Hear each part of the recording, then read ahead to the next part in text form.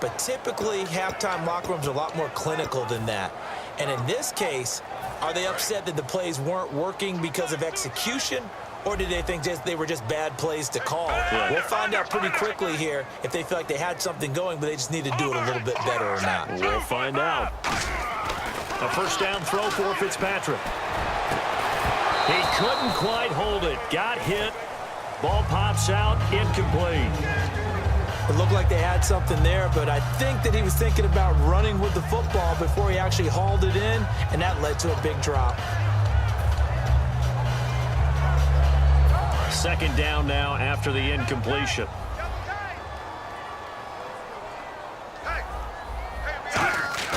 Play fake. It's Fitzpatrick. And for a third time tonight, he's intercepted. Picked up by the rookie Joshua Perry.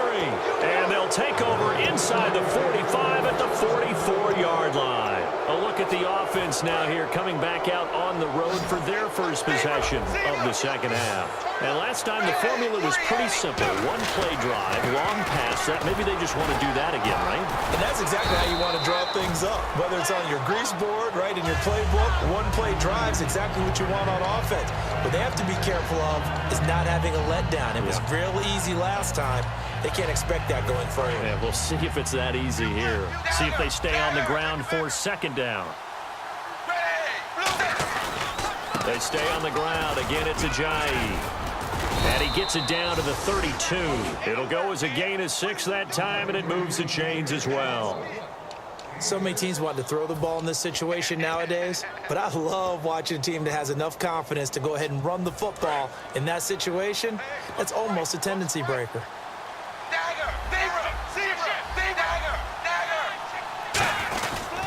They run with Ajayi.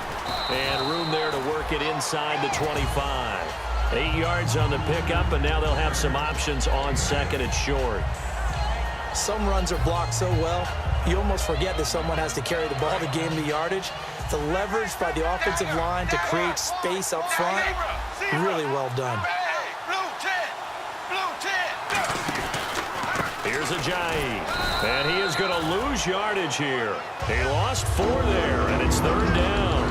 The evaluation process in today's NFL does not take into account as much bulk as it does speed, and that's what we're seeing with the linebacker position.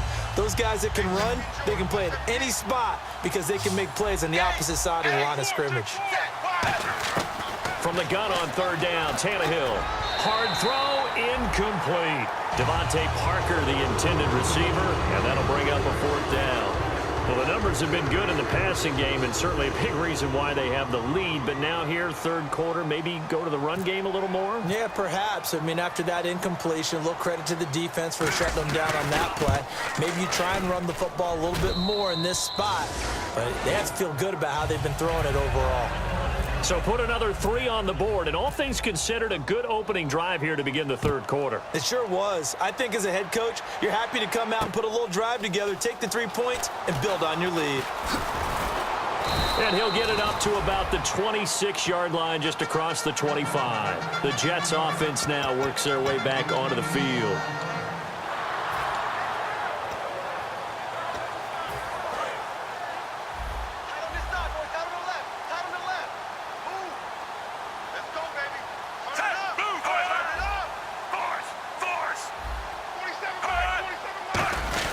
They'll try to get the running game going with Forte. Only a couple there as he'll be brought down about the 28. The defensive end, Cameron Wake, brings him down. Cameron Wake makes plays like that look simple because I think he plays with excellent leverage. Really does a nice job of being lower than the offensive guys trying to block him and gets underneath them and goes up and down the line of scrimmage to make those types of plays. And kept him to a short run play there. We just saw another example of really good defensive football, which has led to the cushion that they have in this game. Got to him once again, knocked him on the ground, forced an incompletion. Yeah, they've set the tone. It's one thing to set the tone, another to come in here on the road and set the tone.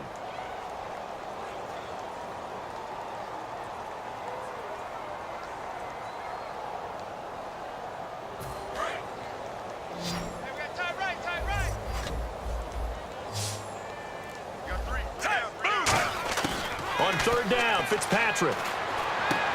And for the fourth time tonight, it's an interception. It's the former Seahawk, Byron Maxwell. And they'll set up shop in enemy territory at the 45-yard line. The Dolphins offense now working their way back onto the field. And they split the uprights last time for 3. They've got the lead. They're not going to play this conservative. They're not hoping for another field goal. They're hoping for a touchdown. I'm with you on that one. I like where your head is. I like the way you're thinking because you're exactly right. Trying to sit on a lead and play that way, that doesn't work too well for most teams. Run your offense. Run what you do best. Exactly. Put it all the way down and try to increase your lead in a big way. The best way to do it, touchdowns. They come up in an offset eye. Here's Tannehill over the middle and into the hands of his receiver Landry. And he goes down, but not before getting this inside the 25.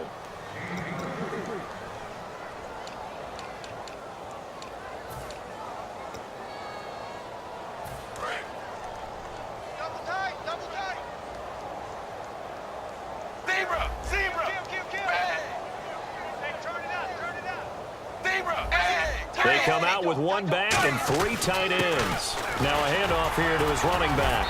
And he'll get about 5 here as he'll take this down inside the 20-yard line. And that looked like some pretty easy yardage there right up the gut. And he's a guy that has some height to him. So when you don't have to drop a shoulder or create or get through contact or trash, makes it a lot easier to stay upright, see the field, and make a run as we just saw there.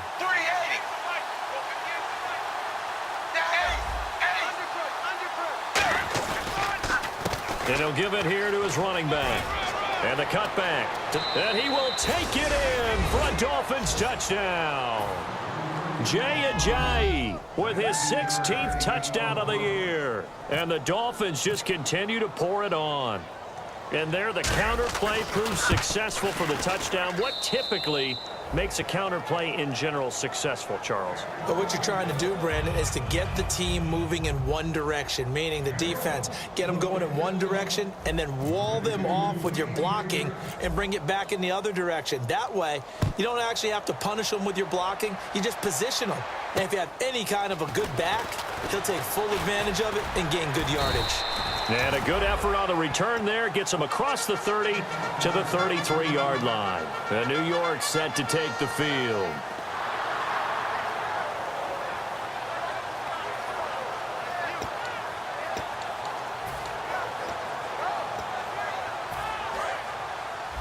Double tight, guys, double tight.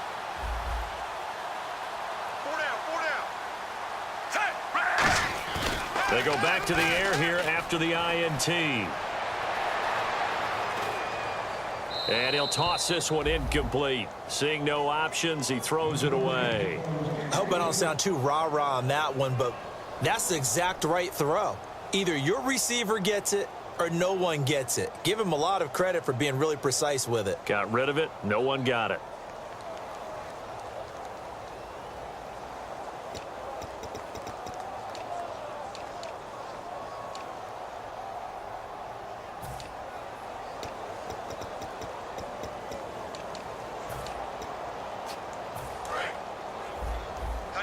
And the D-line pinching together must be expecting the run. Hey, boys, got 4 down.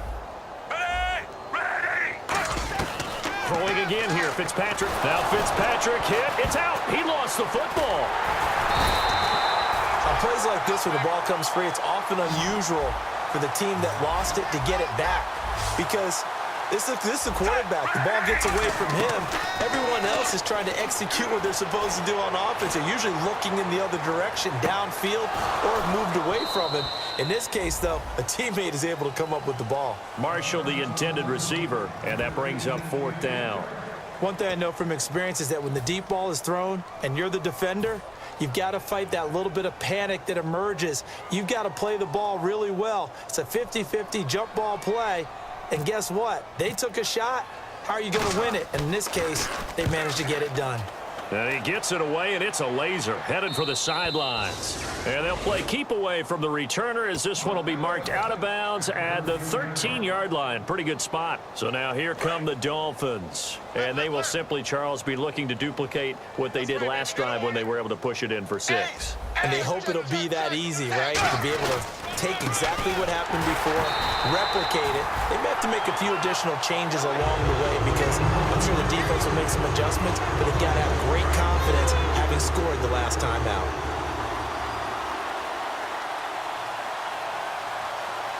They come out here in the eye.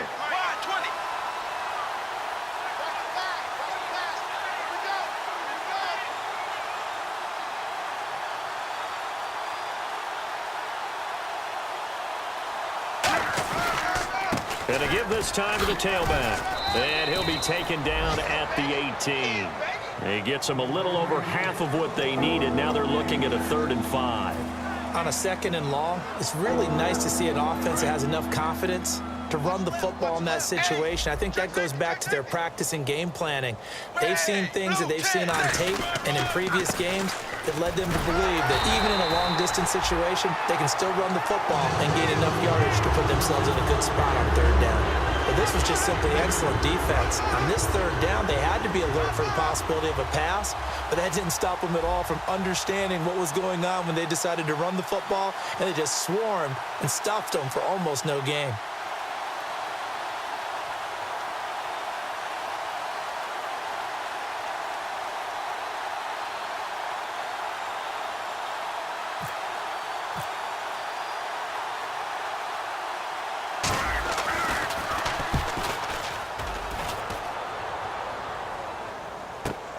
And it's fielded at the 34. And he'll be out of bounds after getting this one across the 40. It'll go as a 42, make it a 43-yard punt. 6 on the return. And the Jets take possession.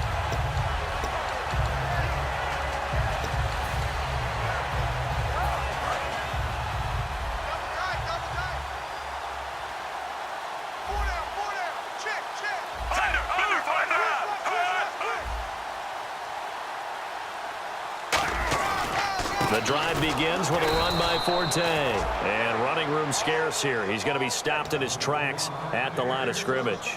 It's a loss of a yard there, and now 2nd down.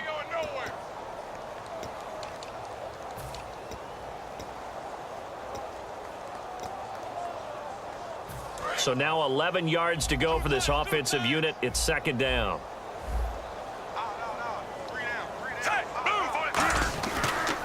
Again, they run. Again, it's Forte. And he'll push this forward only to about the 42-yard line.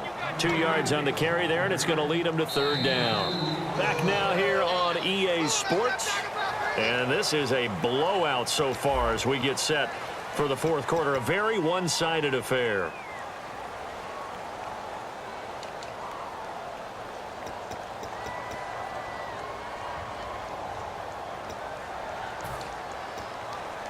Offense in a little bit of a bind here. 9 yards to go on 3rd down. Now Fitzpatrick sets up the screen to Forte. And he'll be brought down just shy of midfield at the 49-yard line. A critical one here if they're going to have any shot at this thing. So they'll go for it on 4th down. They'll run for it. Forte. And he's got the 1st down yardage there as he takes it just across midfield. It'll be a pickup of only a yard, and they're able to pick up the conversion here on 4th down. So the offense has it 1st and 10.